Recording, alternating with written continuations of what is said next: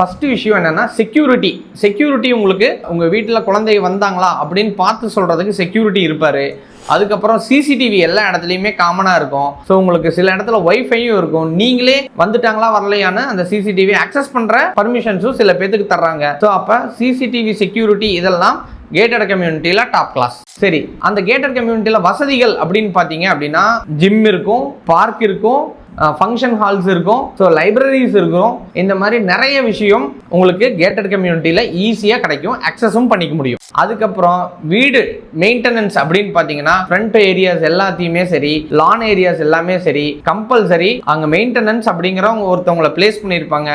உங்களுக்கு பராமரிப்பு செலவு அப்படிங்கிறதும் அதுக்காக நீங்கள் நேர செலவு பண்ணணும் அப்படிங்கிறதும் கண்டிப்பாக கிடையாது. மெயின்டெனன்ஸ் காஸ்ட் பே பண்ணிட்டோம் அப்படின்னா அவங்களே செல்ஃப் டேக் கேர் பண்ணிக்குவாங்க. கடைசியாக பார்க்கக்கூடியது கம்யூனிட்டி லைஃப். கம்யூனிட்டி லைஃப்னா என்ன? எல்லாருமே எங்கெங்கேயோ இருந்து வந்து நம்ம நகரத்துக்கு வருவோம். ஆனால் தனியாக இருந்து அது நரகம் ஆயிடக்கூடாது அப்படிங்கிறதுக்காக நிறைய பேர் அந்த கேட்டட் கம்யூனிட்டியை தேர்ந்தெடுப்பாங்க. அப்போ ஏதாவது ஒரு ஃபங்க்ஷன் அப்படின்னா பக்கத்தில் ஒரு 4 பேர்த்த கூப்பிட்டுக்கலாம்.